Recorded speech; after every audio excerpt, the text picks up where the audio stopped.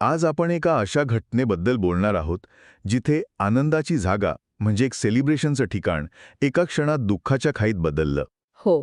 उत्तर गोव्यातल्या एका नावाजलेल्या नाईट क्लबमध्ये शनिवारी मध्यरात्री जी भीषण आग लागली त्याबद्दल आपण बोलतोय. आपल्याकडे ज्या बातम्या आणि रिपोर्ट्स आले आहेत त्यानुसार ही घटना खूपच मोठी आहे. आणि आज आपलं काम फक्त काय घडलं हे सांगणं नाहीये, तर त्या घटनेच्या मुळाशी जाऊन असं का घडलं हे समजून घेणं. कारण जी आकडेवारी समोर येते ती खूप धक्कादायक आहे. 23 लोकांचा जीव गेलाय. चला तर मग थेट विषयातच जाऊया. गोव्यातील आरपुरा गावात बिर्जीबाई रोमिओ लेन नावाचा हा क्लब होता. होता म्हणजे आहे. हो, आहे. तिथे मध्यरात्रीनंतर एका सिलेंडरचा स्फोट झाला आणि मग बघता बघता आगीने रौद्ररूप घेतलं. पोलिसांपर्यंत माहिती पोचायलाच रात्रीचे 12:04 झाली होती. म्हणजे तोपर्यंत बराच वेळ गेला होता. आणि जी आकडेवारी समोर आलीये ती खरंच म्हणजे मृत्युमुखी पडलेल्या 23 जणांमध्ये बहुतेक जण किचनमधले कर्मचारी होते. हो. आणि त्यात 3 महिलांचाही समावेश होता. एवढंच नाही तर 3 ते 4 पर्यटकही या दुर्घटनेचे बळी ठरले. पण यातली एक गोष्ट जी मला सगळ्यात जास्त त्रासदायक वाटतीये ती म्हणजे मृत्यूचं कारण. तुम्ही त्या गुदमरण्याच्या मुद्द्यावर बोलताय, बरोबर? हो, अगदी. अनेकांचा मृत्यू भाजल्यामुळे नाही तर धुरामुळे गुदमरून झालाय. आणि हेच या दुर्घटनेची गंभीरता दाखवतं. लोक जीव वाचवण्यासाठी बेसमेंटकडे धावले आणि तिथेच अडकले. म्हणजे चुकीच्या दिशेने गेले, त्यांना बाहेर पडायचा मार्गच सापडला नाही. नेमका तोच मुद्दा आहे. जेव्हा अशा बंद ठिकाणी आग लागते तेव्हा आगीपेक्षा जास्त धोकादायक असतो तो धूर, कार्बन मोनॉक्साईड.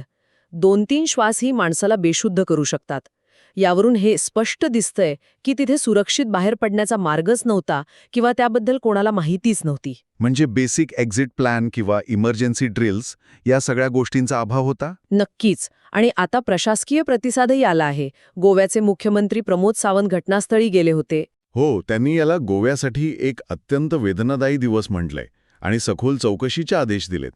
आणि प्राथमिक तपासात एक गोष्ट तर स्पष्ट झालीय की क्लबने अग्निसुरक्षेच्या नियमांचं सरळ उल्लंघन केलं होतं. आता व्यवस्थापन आणि संबंधित अधिकाऱ्यांवर कारवाईचं आश्वासन दिलं गेलं आहे. पंतप्रधान कार्यालयाकडूनही मदत जाहीर झाली आहे. हो, मृतांच्या कुटुंबियांना 2 लाख आणि जखमींना 50,000ची मदत. पण मदत जाहीर करून प्रश्न सुटतो का? नाही सुटत. आणि हाच माझा पुढचा प्रश्न होता. ही घटना फक्त एका क्लबच्या चुकीमुळे घडली की यामागे काहीतरी मोठं आहे? आणि हाच खरा महत्वाचा प्रश्न आहे की नाही. स्थानिक आमदार मायकल लोबो यांनी आता गोव्यातल्या सगळ्याच क्लब्सच्या सेफ्टी ऑडिटची मागणी केली आहे. जी करायलाच हवी. हो, कारण गोवा हे फक्त एक राज्य नाही, ते पर्यटनाचं एक मोठं केंद्र आहे. एन सीझनमध्ये अशी घटना घडते तेव्हा तिथल्या आस्थापना किती बेजबाबदार आहेत हे समोर येतं. आणि पर्यटकांच्या सुरक्षेचा मुद्दा ऐरणीवर येतो. गोव्यासारख्या ठिकाणी जिथे पर्यटन हाच मुख्य उद्योग आहे तिथे अनेकदा व्यवसायाचा वेग आणि सुरक्षितेचे नियम यात एक स्पर्धा लागलेली दिसते आणि त्यात नेहमी सुरक्षाच मागे पडते. बरोबर. हा पॅटर्न आपल्याला नवीन नाहीये. अजिबात नाही. दिल्लीतील उपहार सिनेमाची दुर्घटना आठवा किंवा मुंबईतील कमला मिल्सची आग. तिथेही हेच चित्र होतं. विकासाच्या आणि व्यवसायाच्या हव्यासापोटी सुरक्षेच्या नियमांना दिलेली तिलांजली. म्हणजे ही एकच घटना नाहीये, ही एक प्रकारची मानसिकता आहे. हो.